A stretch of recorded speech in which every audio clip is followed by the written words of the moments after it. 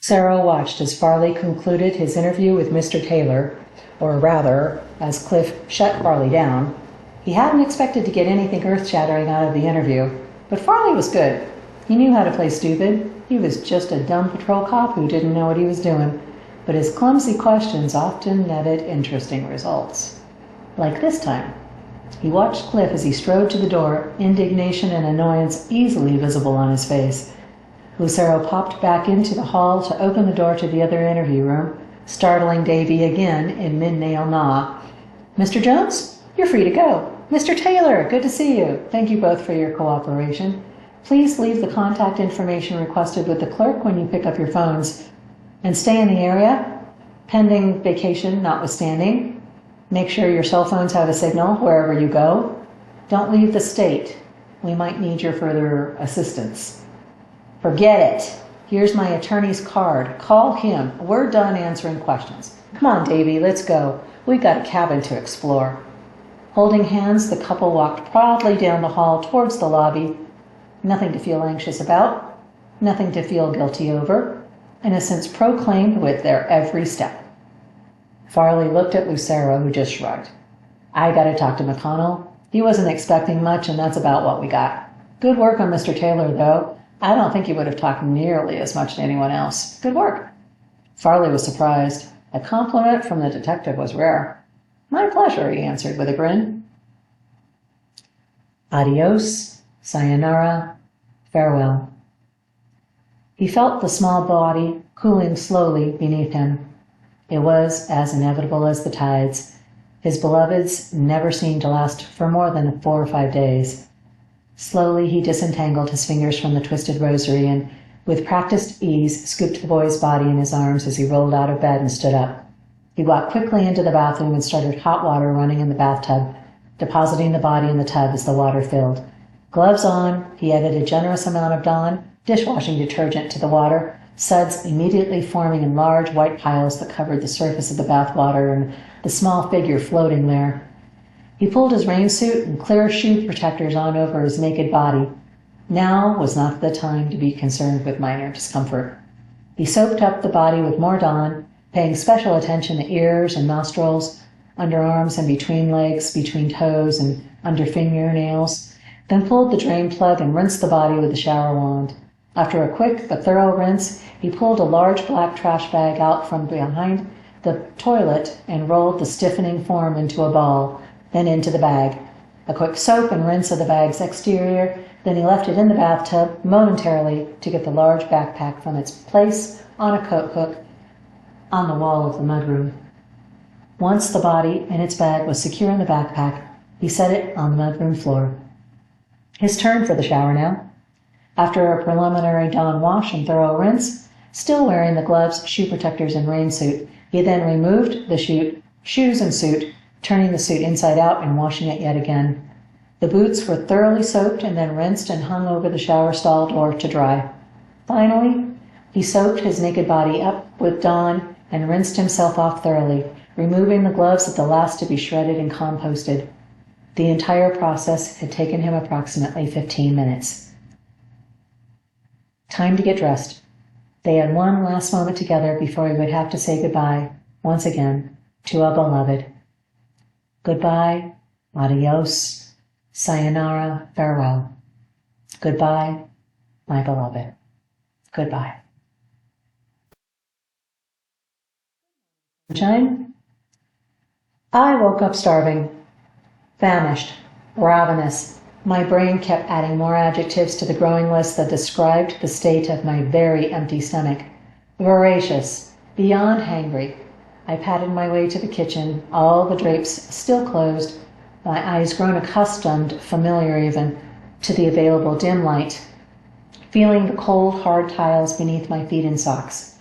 There were bouquets of flowers on both sides of the galley kitchen counter, the smell nearly overwhelming me. The kitchen smelled like a hospital. Those would have to be relocated elsewhere as soon as I got something to eat. A banana and toast sounded safe. I took my time getting a slice of bread in the toaster, the 2 remaining bananas definitely more ripe than I liked. It did not matter to me at that moment. It was fast food, in the literal sense. I tried not to inhale the banana as I waited for the toast to pop. The smell of bread turning brown was making my stomach cramp, but I took tiny bites of the banana with slow purpose. The toast popped up. A scraping of butter was applied, and breakfast was ready. I smiled as I sat down at my little kitchen table. I picked up the note waiting for me and glanced to a signature, her name, Charlie Wilkins, HPD. Quite professional and proper, I thought with a chuckle. I read through the list he made of who had called. Summary messages are the same, including date and time. Bob had called twice.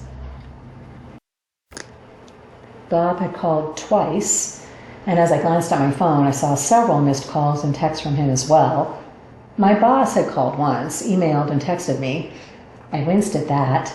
I didn't even know what day it was. I was definitely in no condition to go back to work, at least not yet, if I even had a job still. And what was I going to tell Tony? Sighing, I saw that Chrissy had called late last night. She'd left me a voicemail, so I listened to that first. Hey, you, thinking of you, call me. And then I started going through my texts. I'm fine. It's just been a crazy, how should I put it, past few days? Miss you. We'll call later. With a lot of heart emojis.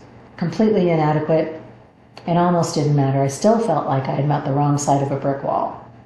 The knot at the back of my head was still tender to the touch, and my pain level remained high enough that the curtains would stay closed for the foreseeable future. I had to decide what to tell Tony, but decided I would put that decision to the side as long as possible.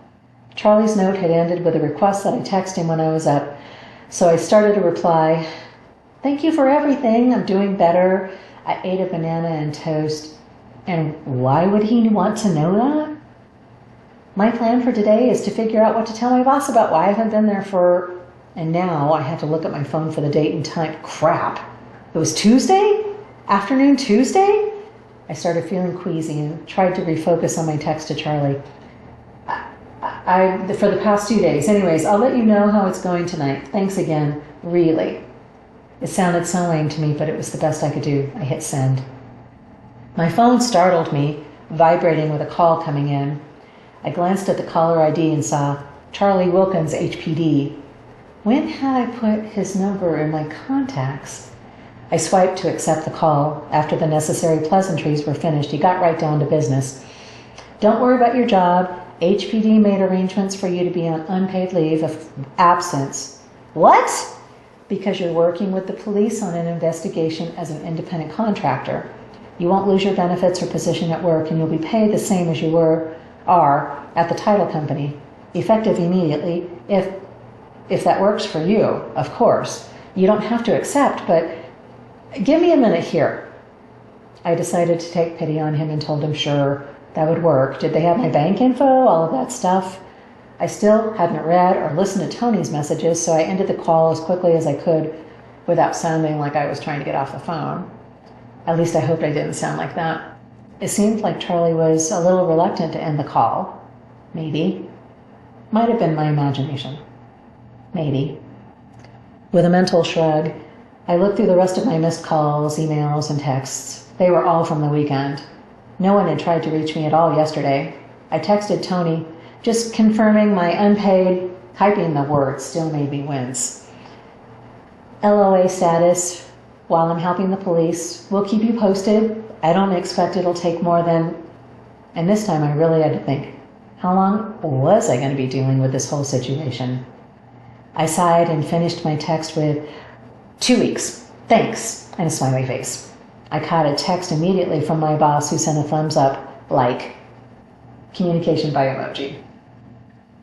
With nothing more that needed to be done, I decided that I was still exhausted and should rest. I figured going back to bed was not my best course of action, so I poured a glass of apple juice and went horizontal on the couch.